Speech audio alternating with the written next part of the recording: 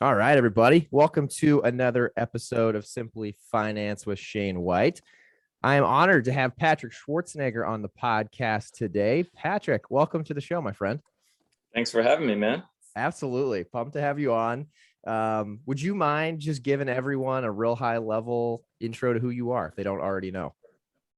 Yeah, well, I guess I'm on here for the business side. So, my name's Patrick Schwarzenegger. I live in Los Angeles, graduated from USC with a degree in business and cinematic arts, and currently the CEO of Mosh, which is a mission-driven company that looks to educate consumers on what they eat and drink impacts their brain health, as well as the CEO of Achilles Advisors, which focuses solely on better for you health and wellness alternatives. So anything that's providing Americans with the healthier alternative to what's out there, we do. Love it. Love it. Yeah, very cool. And you're also an actor. You've been in a lot of things on that side of things. Yeah. Yes, to your that's point, it. Achilles. Yeah, you've that small little additional thing. I wanted to kind of start off, Patrick. I thought it'd be cool. When you were growing up, obviously, you grew up with in the I guess like the spotlight, right? You had parents who were very well known. Did you know you wanted to get into business and start businesses and invest in businesses early on? Was that something you kind of thought through? Yeah, I think that it was like I kind of started to feel like I loved business, with my first little lemonade stand, like when you're Okay. like 6 and you go out. And I remember one of the first presents I ever asked for from my dad and my mom was a one of those like kind of kid cars, like the ones that you can first start to drive when you're like 6, 7 or whatever, because Yeah. I asked for this truck that allowed me to put the lemonade stand in the back of the bed. And Okay. then it would let me drive down the street to the corner where I could set up my lemonade stand. And I remember that was the first idea of learning about what business was when my dad would take me to the grocery store. We'd buy the Crystal Light packets for X amount of dollars, and then you would add the water in, and then, okay, how do you make, what is revenue? What is profit? How do you make a profit? You got to double what the price is for the Crystal Light. Then how many cups does that yield? And then how many of those, cups do you have to sell to the customer? Stuff like that. So he That was actually kind of but he pushed you to learn that even early on versus just like, hey, go try to sell some lemonade. Yeah, just the basics, the fundamentals of learning. How do you, if you're going to the grocery store and you're buying these packets, how do you make the money back? And then not only how do you make the money back, but then how do you make money on top of that? So just very simple things. We didn't have, our cost of acquisition back then. We didn't have, but that was just me waving down customers and everything like that. But that was kind of my first, little step into business. And I remember when I started my first company when I was 12, called Project 360, which is a clothing company that had different inspirational words and was started out as a nonprofit. But I met Warren Buffett one day when I was selling some of these bracelets and shirts. And he said, if I could give you one piece of advice, it's to start early. That he always hires people and likes to work with people that started businesses early, whether that was a lemonade stand, whether that was a failed company in their teenage years or in high school or in college and stuff like that, because it always gives you an idea of learning the numbers, learning what business is, how what is revenue, what is profit, what is all these different things that they usually don't teach you in middle school, high school, or even college. So Yeah, right. Oh, that's wild. Yeah, no, it's funny. yeah. It's cool that he actually pushed you to learn that, because how many people do we all know who probably have tried a lemonade stand, but maybe their parents just gave them the lemonade and never said a word, and they're selling it for who knows what? I know. I've thought about bringing it back. I think it'd be pretty fun. I would agree. Yeah, you need to coordinate with I feel like Gary V and you would be like two I know. people that I could think of who could just totally just Maybe that'll be crank that my out. podcast. It'll just be like me and a guest selling lemonade at a corner. Love it. There you go. Patrick, that's a good idea, honestly. It You should is. start a podcast doing that. That's awesome. So yeah, okay, so cool. So early on, you kind of had the vibe of, you wanted to be in business. Did you also know you wanted to try acting? Like, I'm sure with your dad and your mom kind of being in that industry, was that something you knew you wanted to try? Yeah, I mean, I did like school plays and things like that. And then I kind of took a break from it going into high school, and then I got back into it after high school. And there was always kind of this pushback internally of me, like kind of wondering, can I do both business and film work? Can I do both? Do they work together? And different people have different kind of theories and ideology about, you should really just focus on one thing and become the best at that, singular thing. Or there's other people like my dad that thinks, you don't fit into one box. You can do, multiple different verticals. and find ways to make them overlap. So, with the film and with the business, I always try to continue to do the film work to build my identity, to build my portfolio, to build my name and my presence, so that it does help with things like, a Super Coffee or Liquid IV, or striking deals now with Elite Suites, or becoming advisor and helping bring in other strategic capital or other celebrities or other using my platform, my social media to build the brand identity of that company, stuff like that. So for me, it really works hand in hand. But I understand the other side of it as well. Got it. Yeah. So you really find there's some synergy in kind of doing all of 100%. it at once. You probably meet a lot of people, don't you, by like being involved in the different industries? Oh yeah. And you're seeing more and more other actors, other film people, other celebrities, other athletes, stuff like that, getting into the business world. I mean, if you were to look 5 years ago, it was only really LeBron. Yeah. I mean, before that, obviously Michael Jordan, Tiger Woods, etc. But in the NBA space, it was really only LeBron that was investing in other companies and actually starting things from, ground up. And then in the entertainment space, it really started with Planet Hollywood, with my dad and Bruce Willis and Sly, that kind of used their names to propel a brand. And then you started to see, more actors start to do it. You have The Rock, you have, Wahlberg with Wahlburgers and Wall Street and all these different things. But I think a lot of people are starting to see how can they go into business or use the profession they're in to build a business, to use their presence and their followings and everything like that to excel and accelerate a certain business. So I think we're going to continue to see that, with Kylie Jenner, with Kendall, with all these different people that are creating new brands. It's pretty cool. Yeah, it's badass. Do you feel like the one thing I've always been amazed by people like in your space that are doing all this is the time? Like, I've worked for, obviously for, we talked about before we started recording, for startups, and it's just usually it absorbs all of your time and more. So like trying to be on set and filming, I'm sure is the key there like getting a team around you that helps you operate? Because it seems like there's just not enough hours in the day.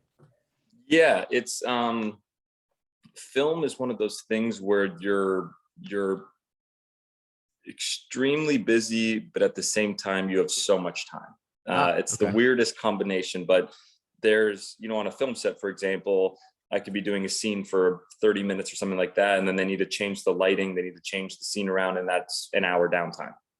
Oh, wow. I didn't know So then that. I go back to my trailer, I'll work. Then I'll go back to set when they call me, do the filming. Then I'll go back to my trailer, do the work. So there's a lot of downtime while you're actually on set.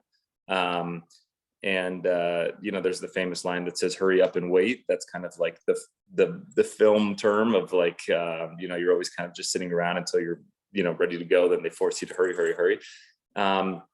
But yes, now with Mosh, I have 2 other teammates, someone that helps on marketing and operations. For my actual Achilles advisors, it's just me, accountant, lawyer, etc. But for actually sourcing deals and stuff like that, I do it all myself on LinkedIn, Instagram, reach out to companies myself. Elite Suites, I reached out to myself. Super Coffee, I reached out to the night of Shark Tank when they didn't get a deal. Liquid IV, I reached out to myself. Blaze Pizza, I was interning at a company that they came and pitched them for. So it's just kind of happened over time. I usually like to find companies that I'm organically interested in and that I actually use their products or actually believe in their concept and in their mission.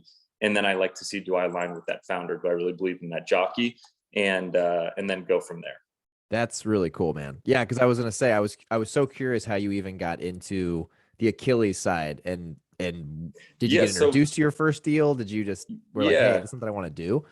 I always tell people it kind of started as just being a struggling customer. I'm a customer with all of these different products. I eat the healthier alternative to everything that other people eat. So I'm obsessed with that with the space. And if you looked at my pantry, it probably looks like a grocery store. It's crazy, but I started out by being a struggling customer. I grew up in a household where, my dad was a former bodybuilding champion. He was extremely anal about what we ate in the household, what we had in the freezer, what we had in the fridge, in the pantry.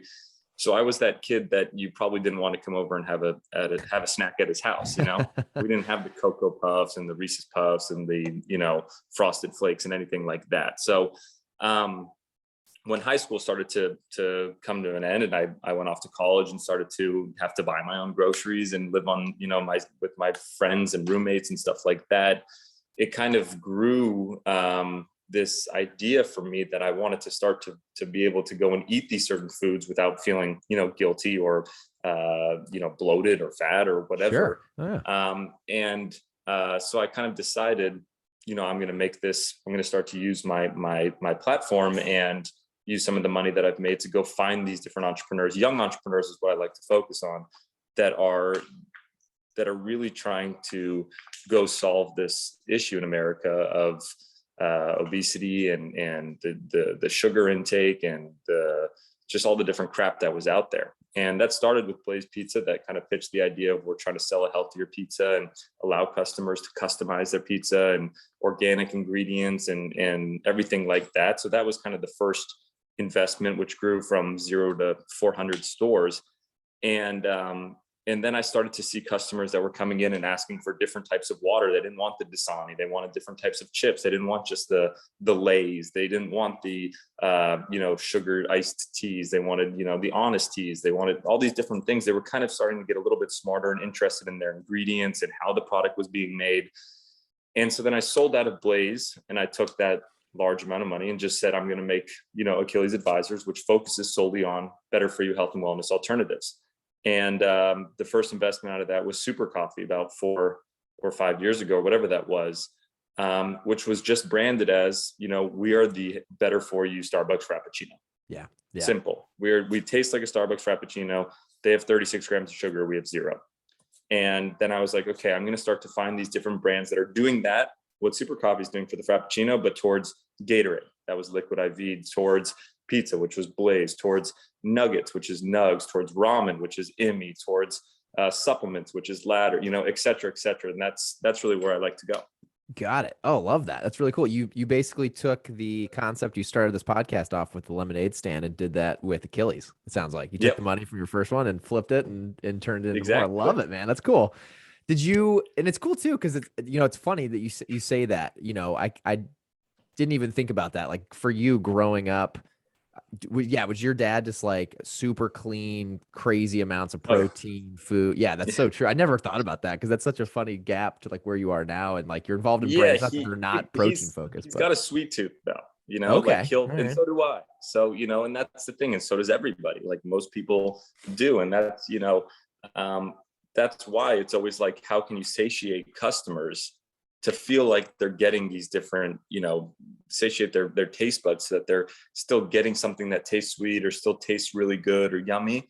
It's just not with 100 grams of sugar or, 50, grams of carbs or whatever it is. So that's really what we're trying to do.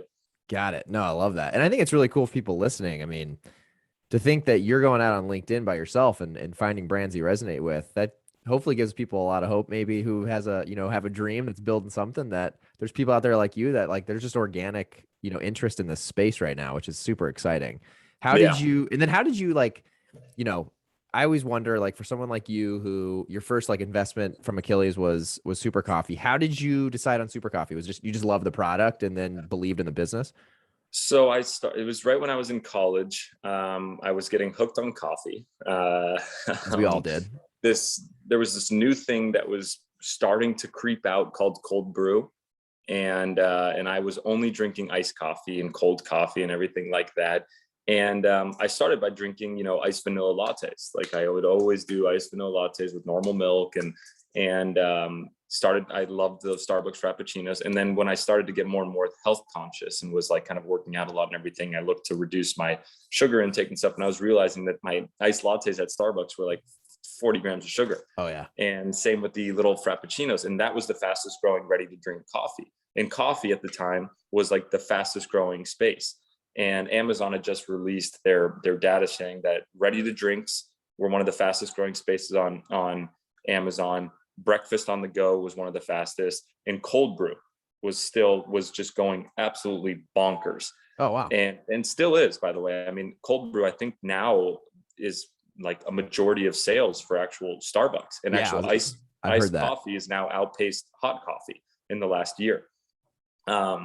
So those kind of data points made me want to look around. And there was another brand called Chameleon Coffee that was just starting, and they were doing just cold brew. And then I kind of just watched Shark Tank and saw these three brothers pitch this idea of a better for you Starbucks Frappuccino without the sugar. And they're using this new thing called monk fruit and stevia, and these new technology, food technologies. So they didn't get a deal, and I was like, shit, I'm going to DM these guys. So I looked up their names and I found Jordan, Jimmy, and Jake, and I just DM'd them and I said, look, guys, like I think this is great. I love that you guys are so passionate about this, of reducing, the sugar intake for Americans and trying to bring positive energy.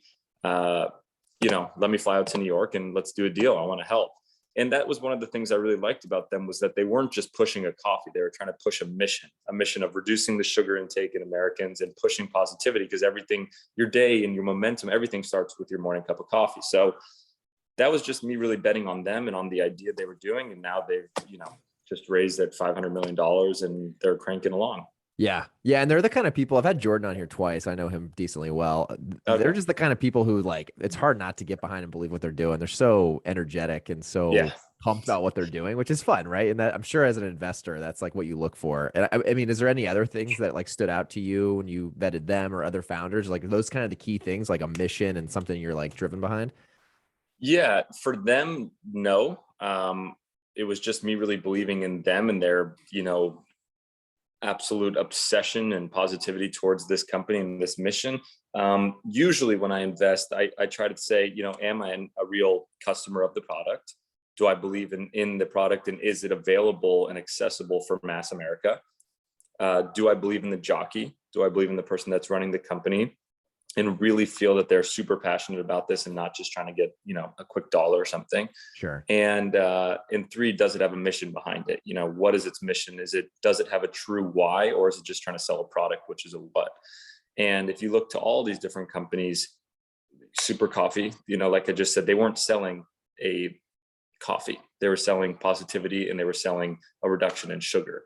Liquid IV, same exact thing. They actually have a give back part of their company. And so that was kind of the same thing with them. And so I really like to find companies that do have a mission and are embedded in a why, and that the customer really, goes and believes in that. Yeah, no, totally makes sense. It's badass. I think it's cool too. The Super Coffee guys, it seemed like, and maybe that's where I first came across you. It seemed like you got really involved too. Like, you seem like you would show up to events and you would like be at their booth. And like, I think that's really cool too. It seems like you also have like a true passion behind, this industry and some of these brands, more so than just, investing in them, for example. Yeah. I mean, I think that's one of the things that's kind of unique about me as an investor, is now there's a lot of celebrity investors and stuff like that just kind of, bring money over. But, cash is kind of cheap right now. There's a lot of people throwing money at the wall and at different companies. And now companies are starting to look for people that will actually help in other ways.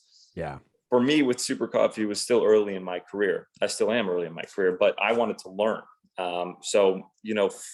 Our relationship together has been a very big win-win. We're all going to make fantastic amount of money. We're all going to help Americans reduce the amount of sugar. And I really got to learn about business. I mean, going to them to the trade shows, Expo East, Expo West, going to different investment dinners. I'm filming in Atlanta right now, and Jordan came out like a month or two ago, and we went to dinner with some of the heads of Anheuser-Busch and some other people in nice. Atlanta and stuff like that. And like, those are just things that, I get to do because I'm part of Super Coffee, and I get to meet these guys and learn about distribution and learn about the different, R&D and different ingredients and allulose and monk fruit and all these different things that are helping the product taste good. So, for me, it's been, I'll do anything for them or with them right now or in the future, because they've helped me just as much as I've helped them. I love that. That is so cool. And again, spreading positive energy for sure.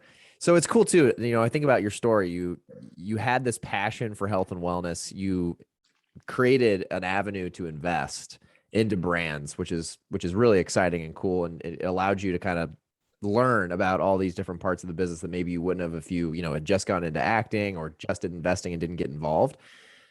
Did that then bring life to your newest venture, Mosh? I mean, where was that along this whole path where all of a sudden you were like, hey, I want to start my own. Like I Yeah. love this, but I want to start my own brand too. So it's part of my business plan, right? So Okay. like 10 years ago, less, maybe 8 years ago or something like that. When I was starting Achilles Advisors, I have there's kind of a three parts to my life with it.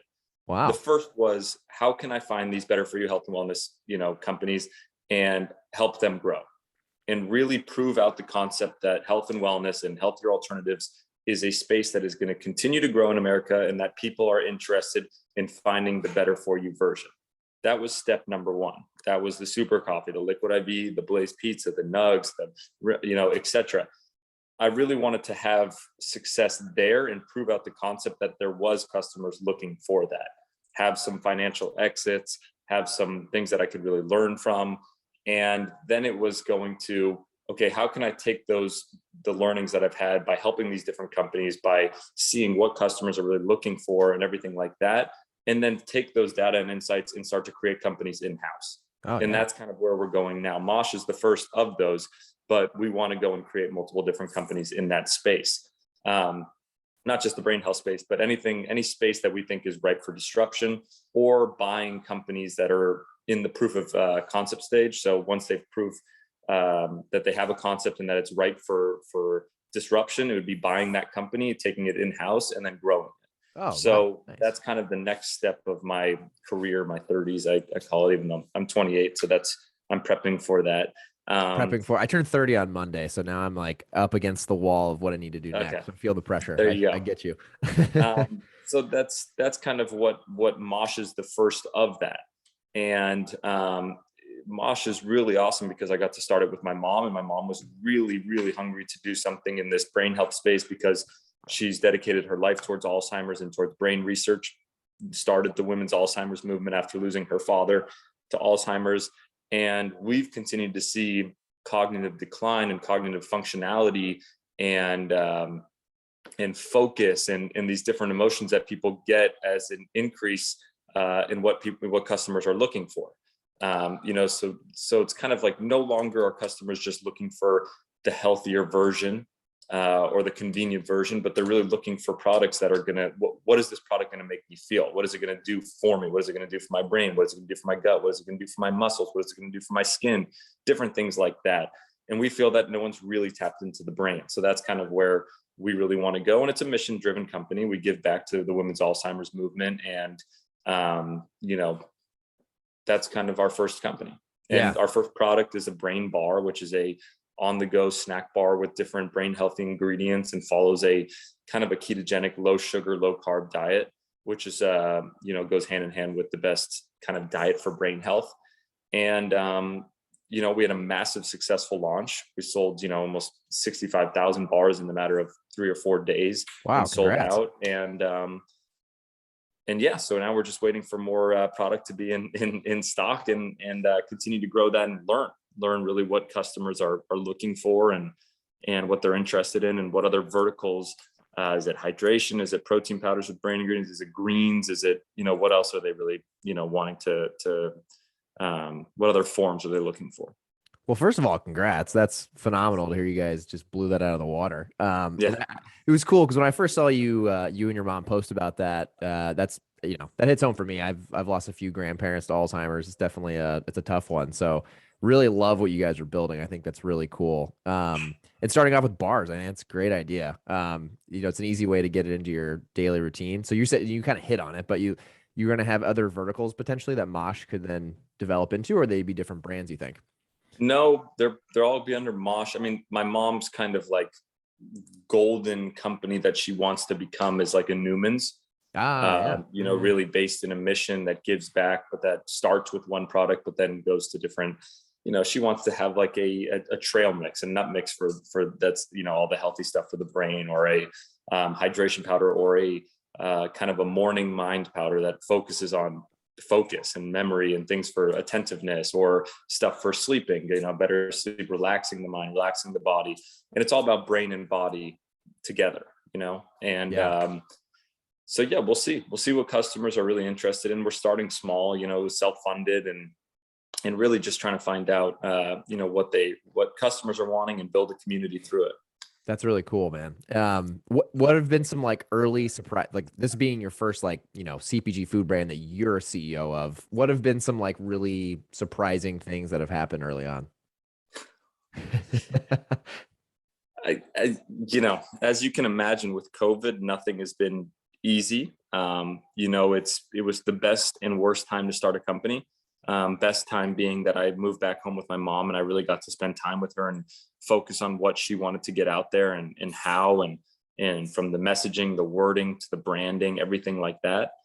The worst being that we couldn't take a step into our kitchens, into the Co-Man kitchens. We couldn't work with hands-on with any of the ingredients. We had to work with people over Zoom and everything. And then, Yeah. the amount of time that took to work with someone like me and you talking about this. Oh no, we want this different ingredient, this different. We want it to taste like this. Then them sending it over, then us trying it, then giving the feedback, then going back. I mean, it took 10 times the length that it needed to do. We had problems with a co-man, before we launched, that had problems with COVID and had to close. And so we were supposed to launch in January, and we had to push that out to September by going and finding a new place to make our product and get all new different supplies. The week we launched, we had a chocolate liqueur shortage, and we had problems when we switched the supplier for our different cacao and chocolate for our chocolate bars. A certain amount of our chocolate bars had this terrible aftertaste, kind of like from the allulose and vegetable glycerin, and from the mushrooms, because we have different ashwagandha, lion's mane, vitamin D3, B12, omega-3s. We have ingredients that are good for the brain that don't always taste good. Yeah. And we use specific ingredients to help mask that. But when there was a shortage for that, and we had to make these products, it left some of the product not tasting up to par for what we really wanted and what we spent so much time with. So getting that call on my birthday at 3 a.m. while I was on set. Oh, shoot. And we were launching in about 30 hours. Oh, shit. Wow. The product was at the 3PL. I couldn't talk to the 3PL. It was a weekend in the middle of the night. Those are things that happen. There's things that are going on with the supply chain all over. So, what we did was we went through the good products, got all the good products out to our customers. Anyone that got one that they weren't obsessed with or loved, we did we created a whole win back, program to offer them, free new chocolate bars once they came in, and just really, really focused on customer support and customer relationship. And I was just blown away with how happy customers were with the product, and also how happy they were with when we kind of told them, just being honest about things with the supply chain and with what happened, and we'd be happy to give you free new product once it comes in, stuff like that. They were really understanding. But we have, the other even most of the chocolates that got produced correctly, and the peanut butter and peanut butter chocolate chip, the scores that have come in are so high, and we have a huge wait list for batch number 2. So it's going really good, but it's not without hiccups, for sure. 100%, man. Yeah. Yeah. No, that's interesting to even hear, like, for you at the launch, you dealt with that. I know, I didn't know much about customer service until I joined RX, and at RX Bar, like the first 2 weeks, everyone had to go through customer service. Like, I was a finance hire, but didn't do any finance for 2 weeks. I just sat in customer service and emails, answer the phone. But it really, when you guys do that, when you pull something like that off and you give back to your customers who are buying into you at the beginning, like, it adds, I'm telling you, it adds value for years. Like, people. Oh, for years. Yeah. These are your early adapters. These are the people that are betting on you when you launch and right out of the gates. These are probably your longest lifetime value customers. So I'll do anything to make sure that they're happy and to win them back if they're not happy. And that's why I did this long form survey the other day. That's why I've talked with them over messages. That's why I've sent personalized videos for myself and my mom over DM to different customers. Oh, wow. Those the little things that you can't do when you have a massive company. When you have a small company, it's important to do. 100%, man. Yeah, I'm sure people loved getting video messages from you. I'm sure that Yeah. probably like, all I right, know I'm one buying girl was again. freaking out. That's awesome. So when are you guys planning on being back in stock and relaunching? Is that coming up soon, hopefully? Yeah, it's supposed to be the end of this. I'm just waiting on one more ingredient to come in, which was supposed to come in last week, and then it was supposed to come in this week, and now it's supposed to be next week. Always how this Um, happens. yeah, it's classic. But once that comes in, we'll be ready to go. And we have to produce the product and get everything tested and then go back out. Love it. Love it. And right now, is it just on your guys' website? And we'll add Only that in the show notes. website. Yeah. Just Okay. direct to consumer through Mosh, moshlife.com. And that's so that we can learn. We can have a direct relationship with our customers. We have their emails. We can email them. We have an extremely high open rate, click-through rate, response back. Our survey was the numbers that came back was just unheard of. So those are the kind of benefits that we can do when we're talking one-on-one with them. Yeah. No, you know what's so cool about this? I figured you being the CEO of this is the kind of level of detail you were spending, but didn't know until I got to know you a little bit on the Zoom call Yeah. today. It's so cool. Like you were like in the weeds looking at metrics. Like I bet a lot of people don't know that's, stuff that you're focused on. I think I think it's really cool. You are like intimately involved with this brand. Yeah. And again, it goes back to just being able to learn, right? There's different ways of me being an investor and advisor and helping a company from 10,000 feet up versus being inside the company on ground level and in the dirt, Oh yeah. and really understanding, everything from the R&D side to how these products are manufactured and what's affecting the actual, operations and line time and, the supply chain of things and how are they coming in or not. And the wrapper, getting different wrappers on the bars and the backlog of the wrapper industry and the shipping delays and what's going on with iOS 14 and the customer acquisition costs and all these different things. It's you have to learn. You can't just be an investor. And I mean, sure you can, I guess that doesn't really excite me, but you have to be able to learn and talk this terminology and really understand it from the ground level to be able to have a positive impact on my future businesses that I want to create and on my future investing. Love that. Yeah, Patrick, that's cool as shit. I mean, it's very rare, I would say, at least from the people I've met and being involved in the industry, like 10,000-foot view and being in the weeds at the same time. That's cool. You definitely differentiate yourself in that regard. Have you, first thing that comes to my mind is, does this mean you're at some point, like, are you calling Jordan and asking him some of the questions and calling other team, like people you've invested in, are they then now? Oh, yes. Oh my God. Which is kind of cool, right? It's like come full circle. So the night of my birthday, when I had that problem, I messaged one of the other founders of a company that I knew that had a problem with his initial launch. And he messaged me back in the morning. We had a FaceTime. We talked for like 15, 20 minutes. And he just went through every step of what I should focus on. When customers were not loving the product, when they were loving the product, what happens with the specific batch, how to deal with the co-man, all this different stuff. He had such a similar problem when he launched, and his version 2.0, he contained like, I think it was like 60 something % of his initial purchasers back for the second batch. So I was just really wanting to learn on what he did. And it was all customer service, creating a game plan, creating messaging, creating just an authentic, real kind of vulnerable side of what we were going through and stuff like that. And it really worked. So that was a blessing to have those kind of resources and outlets to talk to. But I talk with different founders all the time before I make an investment. I talked to Jordan last night about an investment I'm supposed to make today and wanted his insights and his data and what he thought of the industry and the space and valuation and, stuff like that. So that's awesome. So again, like we've talked about this whole time, it's like full circle of all these different industries you're involved in seem to pay dividends and honestly creating tons of synergy, which is badass. Yeah. So you've done the investing. Now you're getting into Mosh and, operating and starting your own brand. Do you want to give anyone listening a hint to, you said there's like 3 pillars here for your lifelong business plan. What's number 3, or is that keep being held close to the vest? Is that a secret? Yeah, that's secret. That's fine.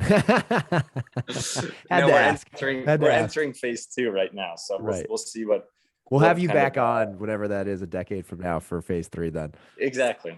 Perfect. I love it. I love it. Well, Patrick, I want to be cognizant of time too. So there's 3 questions I always ask towards the end that I love to get, founders, investors, get their take on. So you're probably the best example of this, to be honest, so far. This first question is all about managing your time. So you being, on set, to being an investor, to now being a CEO of a company, what do you do to plan your yearly goals, or you have a life goal, business goals? And then all the way down to the day-to-day of planning your daily tasks. What tools do you use to get shit done? Was it an app? Are you a pen and paper kind of guy? Like, what do you use to just manage your time in your day? I'm a huge goal person. Every year creating different goals, creating kind of monthly goals. It kind of gets distorted and mixed around when I go to set, because I'm a huge kind of habit person. I'm a big believer in creating momentum, and the momentum starts in the beginning of the day and in the morning, and that can affect every single little part of your day, with business, with health, with eating, with anything like that. So, I did this thing, what was that, a few months ago before I started filming, where I did 50 days of 5 a.m. And that was to kind of prove it to everybody that if they came and joined along, I gave them free coffee Nice. for a month. And but that was to start someone's morning with a win, is always what I like to do. And that's, you do something that you don't want to do, and when you actually accomplish it and do it, you show your body and you show your mind and mentality that you can do anything, and it creates a win, and then it goes and creates momentum for the rest of your day. And there's a really good book called Atomic Habits, which talks about that, and stacking habits one on top of another to create the momentum. So there was things that our dad used to have us do when we were growing up, which was things from brushing your teeth in the morning, to making your bed, to clean your room, to turning the lights off. And there were these really annoying little habits that he made us do, but that stacked upon each other created a win after win after win after win, and it would spread into the rest of your day. So that's kind of my first thing, is I always like to start my day with some sort of win, whether that's waking up earlier than I want, whether that's starting the day with a workout. And then that kind of progresses into the day with my eating, with my how I'm treating people, how I'm doing my work, stuff like that. But yeah, I'm a huge goal person. And when I create my goals, I always try to resonate with the why of those goals. Why is it that I'm wanting to accomplish X, Y, and Z, right? And too many people always try to focus on an outcome. I want to get this pay raise. I want to get promoted at my job, or anything like that. And what happens is, when they finally do, they're looking for the next thing right away. Mm-hmm. And they're not happy with where they are. They're not reflecting on where they are, because they have no reason and no why associated to what that goal is. Rather than when someone says, I want to get that pay raise because I want to be able to afford to provide my family with private school instead of public school, or I want to be able to afford a nanny so that I can spend more time with my wife and have more one-on-one time and enjoy our relationship, or I want to get that new film role because that'll help create, build my platform to become bigger, so that I can have a larger platform to help one of these other businesses grow their brand identity. Whatever it is, when you associate a why with that specific goal and then you hit it, then there's a real feeling of dopamine and excitement for a person that makes you go and crave more. Love that. Compound Effect is another one that's similar to Atomic Habits. I think it's probably my favorite book. And then it's funny, as you were saying, the morning workout stuff. One person we both know is Gregory, who was, Muscle Farm. And then, yeah. So I know him. And funny enough, like, he got me onto the lunging. I don't know if you've ever done his lunging. Have you seen? No, I don't know how he does it. I honestly don't know. He texted me yesterday morning at, what was it? It was maybe 2 a.m. my time. Yeah, I mean, he's up at 3 or 1 a.m. my time. He was in the jacuzzi smoking a cigar. I saw at 6:45 in the morning, sending me photos. And I was like, you are absolutely nuts. And he was like, oh man, I crushed a crazy workout this morning, went to the track, did my lunges, did a podcast and all this. And now I'm relaxing in the jacuzzi with the cigar. I was like, dude, you're insane. He's a savage. But it goes to show, though, the reason I brought that up was I've been doing lunges for almost 2 years now. And it's something like every morning I'm like, it's going to suck. I don't care if it's cold or it's hot. It's like, but it's just a check mark, get it done. But anyway, that's funny. I agree. doing something in the morning, or at least something that creates momentum. I've learned, I think the last 3 years, especially since COVID started, the last two, momentum is everything. It's like, Everything. and people always try to like start stuff and then a week or two goes by and then they try to do something else for that project, goal, business. Got to be like every day. What's a little thing you can do and just build I momentum? know. I agree. It's hard, man. It's exhausting mentally, physically, but once you get on a roll, and I think it's like 16 or 21 days it takes the body and the mind to get acclimated towards that, towards waking up at that new time, towards eating a certain way, towards whatever it is. But once you hit that, I mean, there's no better feeling. Right. It's kind of like the thing that I hate the most is the ice bath. Okay. I need to do that. I really haven't gotten to do that. I have a new one coming in, a new machine coming to my house. I got a sauna and ice bath. There's nothing I hate more than the ice bath. The first 5 to 20, 30 seconds there's mentally, I want to get out so bad and just get into a hot shower, but there is no better feeling than after the 3 minutes timer comes up and you know that you went through it and your body feels like you're absolutely high. It's the best thing ever. But so that's always another thing, is always like kind of the temporary pain to go through to get to that end reward or feeling. But love that. No, that's what I need to get. I want to get a sauna and an ice bath. Those two are definitely recovery things that I need to get. Yeah. Awesome. That's badass. The second to last one, you just gave one, Atomic Habits. Do you have any other books or just sources of knowledge that you would suggest for the audience listening today? Honestly, I'm disappointed with myself. I had a book club last year where I did a book every month, and we had a few hundred people, and I went on Zoom and we talked about it every week. Oh, nice. And we went through a book a month, and I fell off. It's tough. It's so hard, I fell man. off. And I not only fell off the book club, and I stopped the book club, I stopped reading. That's cold turkey. I went cold turkey, and I haven't even brought it back. So I'm going to add that back to my goals on 2022 and stuff like that. The Zoom and the book club gave me this resource and this kind of, accountability. I had to do it because I had a few hundred people that were on there on the Zoom, and they were messaging me and everything. So I'm going to bring it back. But Atomic Habits is a fantastic book. One of my mentors is Simon Sinek, and I love all of his books. I think he's fantastic. Malcolm Gladwell is really great. So yeah. Got it. Love it. Now, are you an actual like physical book reader? Are you Audible? How do you usually digest it? Yeah. Yeah. Because I like to underline things and make notes, even though I never really go back to them. I still like to do that. Yeah. But no. Yeah. Love it. Okay. Yeah. Great. No, I love it. Well, we'll add that to the show notes too, so people can find that. If you bring the book club back, I'm sure you'll get some additional listeners now. Yeah. So the last one, most important, especially with Mosh, how can people follow along with your journey? How can people try Mosh when you guys are back in stock? And how can people follow along? Yeah. So if you go to moshlife.com, we have a little pop-up that allows you to put in your email to be notified when we're back in stock. You actually have a chance to win a free month supply of Mosh if you do enter your email. That's how we get some good acquisition.